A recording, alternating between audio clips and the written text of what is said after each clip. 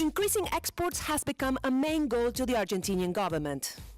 Raising the trade input would allow President Mauricio Macri to ease the unpopular austerity measures he was forced to impose last year to balance the sheets. A year after the beginning of its latest currency crisis, Argentinian products have increased their competitiveness in the global markets. Wine is the main value-added product, with an Argentinian brand name to be exported by the country. However, as the general elections approach and former President Cristina Fernández continues to gain traction in the polls, wine producers need to overcome the lack of confidence from traders and high taxes in order to place their products abroad. The international recognition for the Malbec wine has led the industry to almost triple its size in the last 20 years. The soils is not the same if you have more rocks or if it is not. The climate, it is important too, the temperature, the wind, the altitude, obviously. My favorite wines are Carmenere and Malbec. So where would you find the best Malbec in the world? If you've had a taste of it once, you will search for it and find it. There's probably more variety here than we knew about, but you can get quite a few back at home still. Yeah, generally if you get Argentinian wine at home, it is a Malbec. So, you know, there's obviously a lot more on offer here than just Malbec.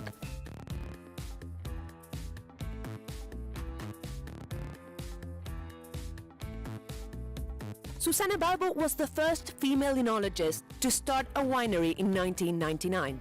Focusing her business model on exports to avoid Argentina's economic instability has helped hers to become one of the main 3 wineries in the country. Argentina had the crisis in the 2002, and in that days, Susana couldn't take away the money from the banks, and she had to choose between lose the money or spend it. So she spent all the money to grow. After the crisis, the Kirchner-Fernández couple led the government for 12 years. El gobierno fijaba el valor del dólar, obligación de introducir la divisa dentro de 90 días, cuando los plazos de venta y de pago son mucho más extensos, entonces nos hacían incurrir en situaciones de desventaja con nuestros competidores de otros países. Many small wineries relied on domestic consumption to survive in a context of rising costs and fixed exchange rates. El gobierno actual quiso eliminar esas barreras, pero al cabo de 1 año y medio volvió a ponernos retenciones, quitó los incentivos a la exportación. Despite rising taxes and costs, there has been an increase in wine exports after the currency crisis. Experts say the market share could grow even more if the country managed to build trust among global traders.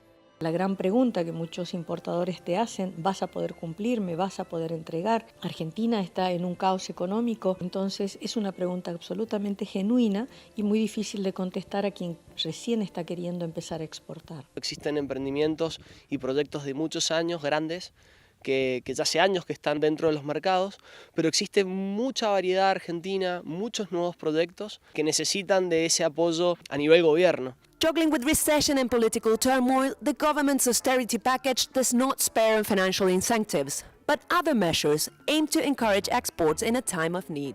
Argentinian embassies around the world are hosting trade meetings and wine tastings, offering credibility to the small wineries that struggle to enter the foreign markets. Realmente yo estoy viendo la organización, cómo nos están esperando, el vínculo con los traders, con los importadores. Realmente nos da fuerza y nos entusiasma.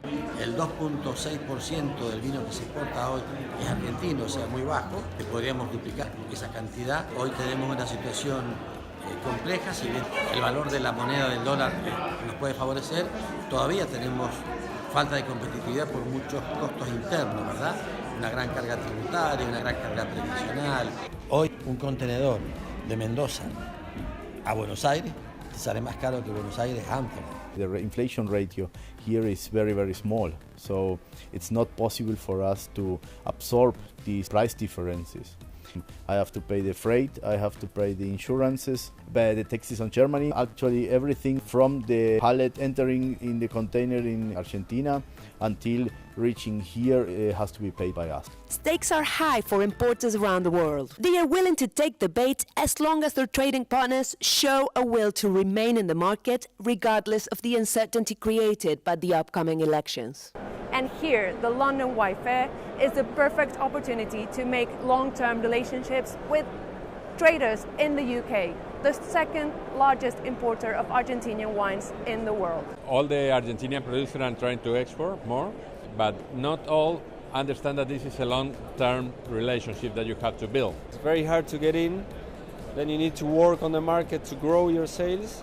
So if you suddenly get out of the market because you can't cope with the price pressure, then it's going to be very hard to come back in. It's not a matter of devaluation, it's also infrastructure, it's also these trade deals that we need as a country. As a member of the Mercosur bloc, Argentina could benefit from a trade deal with the European Union that has seen progress in the past months and could cut up to 20% of tariffs on wine. Whether the British market benefits from it will depend on the outcome of Brexit. There are a lot of origins as Chile or wines that they produce here in different countries in Europe that, in example, came to the UK without paying any tax. So any country outside of the European community might benefit from Brexit. At the moment, so since it started and until it's finally done, it's been very difficult in the industry. But it's still a very big market, and you never know what's going to happen with tariffs and things like that. So they might put a tariff from European wines, and then we'll become more competitive. So that could be the advantage for Argentina.